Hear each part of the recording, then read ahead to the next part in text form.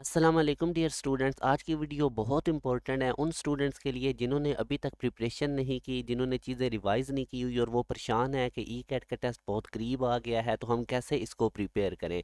तो आज की वीडियो के अंदर मैं आप लोगों को टिप्स एंड ट्रिक्स बताऊंगा कि किस तरह से आप लोगों ने इन 4 दिनों के अंदर 4 दिनों का बेसिकली मैं आपको स्टडी प्लान बनाऊंगा, जिनके ऊपर इंशाल्लाह आप लोग प्रिपरेशन करके आसानी से ई कैट का टेस्ट क्लियर कर जाएंगे। कोई ये मुश्किल टेस्ट नहीं, आप लोगों ने सिर्फ फोकस करना है। पहला पॉइंट तो ये है कि आप लोग अब प्रिपरेशन पे, ये जो आपके पास दिन है, फोकस करें। ये ना देखें कि मेरी तैयारी है नहीं, किसी की भी 100% प्रिपरेशन नहीं होती, एक बात ये भी याद रखें। और दूसरा, जो अभी आपके पास टाइम बचा है, आप लोगों ने सिर्फ और सिर्फ फोकस करना है प्रिपरेशन पे। तरीका आपको मैं बताता हूँ। मैथ के फार्मूलाज एक दफ़ा गो थ्रू कर लें, दोनों बुक्स का, फर्स्ट ईयर भी सेकंड ईयर भी।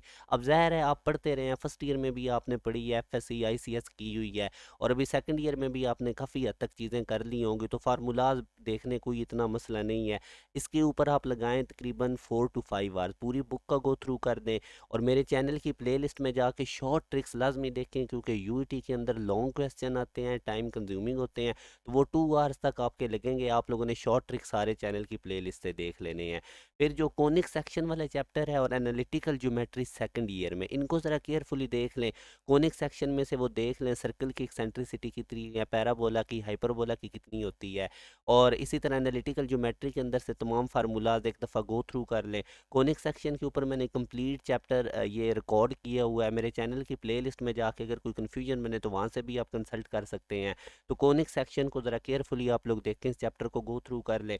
तो एक दिन अगर आप मैथ के ऊपर लगाते हैं, उसके फार्मूलाज रिवाइज कर लेते हैं, शॉर्ट ट्रिक वो जो मेरे चैनल की प्लेलिस्ट पे पड़े हैं उनको देख लेते हैं, कोनिक सेक्शन वाले चैप्टर्स को थोड़ा देख लेते हैं, तो कोई ये इतना मुश्किल नहीं है।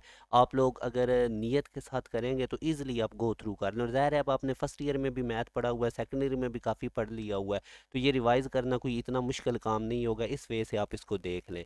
फिर इसी तरह जो फर्स्ट ईयर का चैप्टर मैथ के हैं 6, 7, 8, इनके ऊपर भी आपने ज़रा रखना है गो थ्रू, इनके शॉर्ट शॉर्ट क्वेश्चंस देख लेने हैं। लोगारिथम वाला टॉपिक जो मैट्रिक में आप लोगारिथम पढ़ के आए हैं, उसके बेसिक लॉज वगैरह चेक कर लेने आप लोगों ने। इसके बाद अगर हम बात करते हैं फिज़िक्स के फार्मूलाज और बेसिक कॉन्सेप्ट, ये आपने नेक्स्ट डे रिवाइज कर लेने हैं।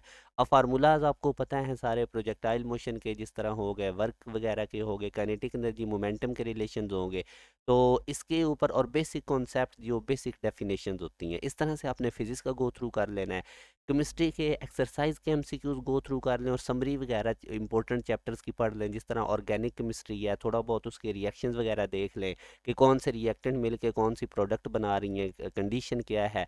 और कंप्यूटर वाले बच्चे कंप्यूटर का अगर एक दिन लगा के गो थ्रू कर लें, प्रोग्रामिंग जो पोर्शन है उसको ज़रा देख लें। कंप्यूटर के बहुत आसान एमसीक्यूज़ होते हैं, कंप्यूटर के, केमिस्ट्री के, बायो के, ये बुक लाइंस होती हैं। तो आप लोगों ने सिर्फ एक दिन के अंदर दोनों बुक्स की रिवीजन लगानी है, मेन मेन चीज़ें बस देख लेनी है। और इसी तरह बायो के जो बच्चे हैं वो बायो के की पॉइंट्स के ऊपर फोकस रखें। बायो के अगर हो सके तो जो पंजाब बोर्ड के पास पेपर हैं, वो थोड़े बहुत आप लोग इंपॉर्टेंट चैप्टर्स के देख लें। और आपको पहले यूईटी ई कैट के इंपॉर्टेंट टॉपिक्स का ज़रूर पता होना चाहिए, उसके लिए मैंने एक अलग से वीडियो बनाई हुई है, तो उसको मैं एंड स्क्रीन लगा देता हूँ, वो आप लोगों ने ज़रूर देख लेनी है। अब नेक्स्ट अगर मैं आप लोगों को पेपर अटेम्प्ट करने का तरीका बताऊं कि किस तरह से आप इफ़ेक्टिव वे से पेपर अटेम्प्ट करें कि आपका इजीली ई कैट क्लियर हो जाए, तो इंग्लिश का पोर्शन पहले करें, आसान होता है, डायरेक्टली क्वेश्चन पढ़ लें। इसमें से 9 तक तकरीबन सारे क्वेश्चन भी बच्चे ठीक करते हैं, कॉम्प्रीहेंशन होता है, उसी में से क्वेश्चन आंसर होते हैं। पहले आपने क्वेश्चन पढ़े होंगे, फिर जब पैराग्राफ पे जाएंगे तो आपको पता लगने लग जाएगा। फिर उसके बाद आप लोग कोशिश करें पेपर को एटलीस्ट 2 राउंड में ज़रूर करें।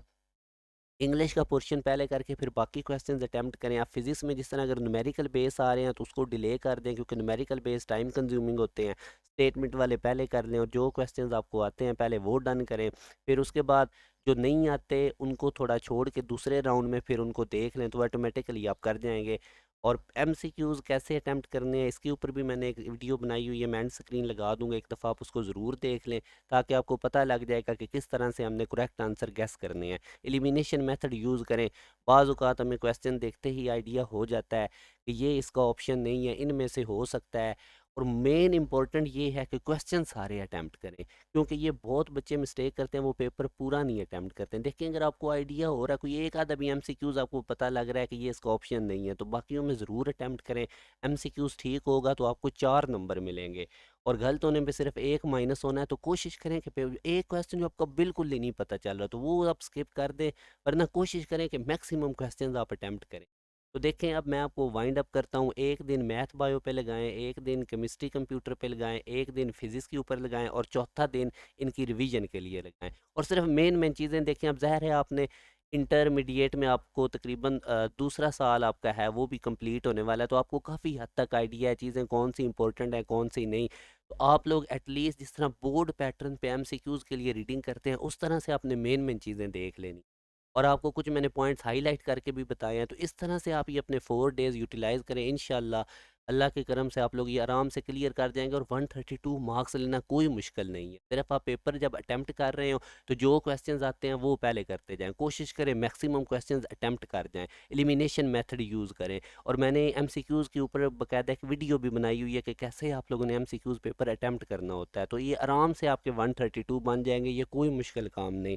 तो पास इंशाल्लाह आप लोग कर जाएंगे। तो जो बच्चे भी जिनकी अभी तक प्रिपरेशन नहीं, जिस तरह मैंने आप लोगों को ये टेक्निक बताई है, इन पे अमल करें, इंशाल्लाह आपका क्लियर होगा। ढेर सारी दुआएं आप लोगों के लिए, भरपूर अच्छे तरीके से ये जो थोड़े से दिन रह गए इनके ऊपर एफर्ट करें, इंशाल्लाह आप ज़रूर कामयाब होंगे। अपना ख्याल रखिएगा। अल्लाह हाफिज़।